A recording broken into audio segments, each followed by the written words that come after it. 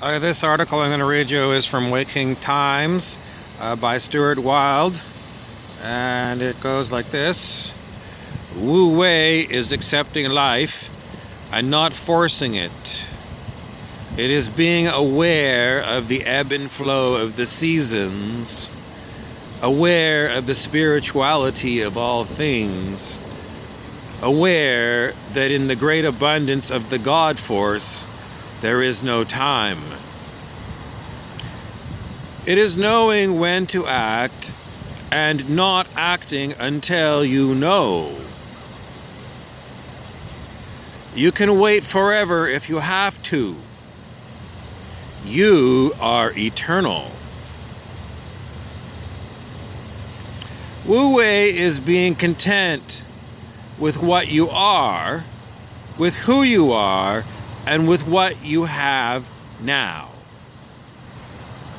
It's knowing that abundances and relationships of real worth come only when and if you're settled. When you're balanced, the universe provides. More will always be there. But Wu Wei is the act of not pushing, not forcing. Be the silent, controlled person who is moving relentlessly towards freedom and away from restriction. Towards your goals, one step at a time in an organized, patient way. Wu Wei is also the ability to get around the blocks you experience as you try to materialize ideas and goals. When life doesn't want to dance to your tune, start by asking yourself these questions. Am I in the right place?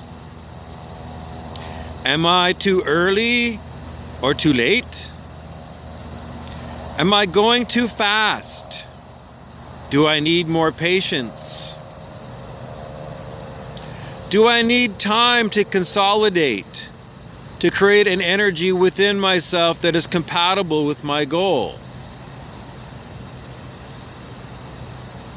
Am I trying for something that's too far in the distance? Do I need to set a goal closer to where I am now? Ask yourself, is what I want appropriate? Does my plan infringe on other people? Does it require them to be something they don't want to be, to do things they don't want to do? If I'm involving other people, what's in it for them? Maybe the resistance comes from the fact that you've forgotten to include them. Have I looked after and honored everybody, made sure they are happy and ready to perform? Is what I want self-indulgent? Will it assist me in growing and becoming a better person, in achieving a more fulfilling life? Or am I just indulging myself? Remember, many of the things you want are, in fact, dead weights. Prisons you create for yourself. More often than not, material things weigh you down because you have to look after them and worry about them. Sometimes the deeper spiritual part of you, the infinite self within, protects you from disaster. You'll head off trying to achieve something that the inner spiritual you, the deeper self, doesn't actually want.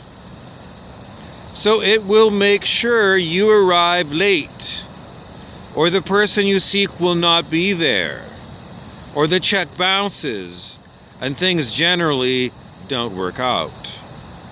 If things really are not working and they turn out to be a mess, you have to think, hey, Is this because of something deep inside me?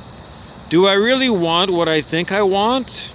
Am I committed to the idea or not? What are the consequences, obligations, and energies involved?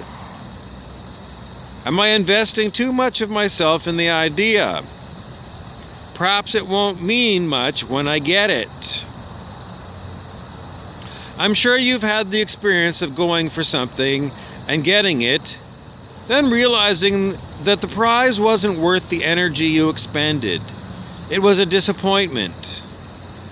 So be careful that you don't hurtle off up some path just to prove what a hotshot you are without thinking through your actions, whoever they actually are. The other question to ask yourself is, are my actions powerful and appropriate? A few small, powerful actions are worth 100 hours of diddling about. There's a school of thought that says, when faced with an obstacle, whack your head against it until the thing breaks. Then move to the next obstacle and whack it with whatever part of your skull still remains. I'm not keen on that idea. It seems to lack finesse. When you're faced with an obstacle, step back and take a long, hard look at what it is telling you. More often than not, you can adapt and walk around it. Sometimes you have to wait while you raise your energy enough to flow over the obstacle effortlessly. Don't whack your head against it. Stop. Get inside your power. Plot how you're going to get around it, how you're going to materialize the sales you need, for example, and how you can more effectively present your information to people. No, don't use your head to power yourself forward by whacking it on things. Instead, use it silently to feel out where your strongest path lies. That is silent power. That was from Stuart Wilde. I hope you enjoyed it.